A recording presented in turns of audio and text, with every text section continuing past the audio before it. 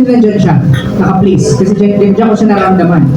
Pero kapag, for your mercy never fails me, andito siya ha, ramdam ko siya dyan. Isip ko, charot lang. Okay. O kasi iba na tayo ang punta. Gets mo? Ngayon ha, ang gamay ka na.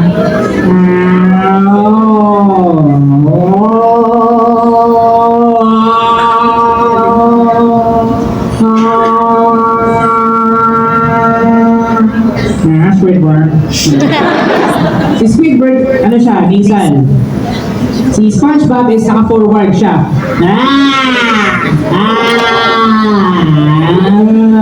Kapag Patrick Star, hindi ko alam, nasa throat nga siya actually. Diba? So dun mo siya paglaruan, yung mga placement. Meron pa mga, si Britney Spears na yung SpongeBob free.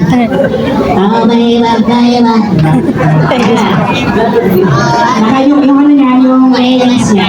So yung earrings niya, nakalimit masyado. Ipit. Patrick Star.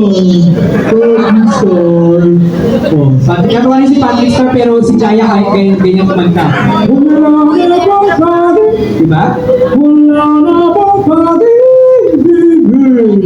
That's Patrick.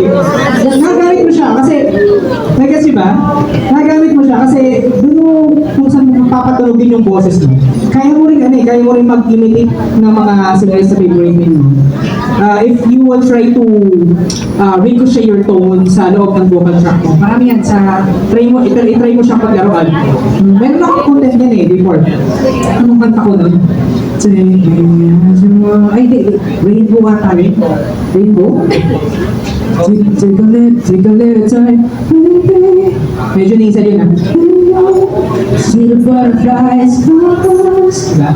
Listen to the birds. God was such a safe nasa nasal ako, saka nasa falsetto. Pero kapag sinesqueeze ko yung nasal, diba?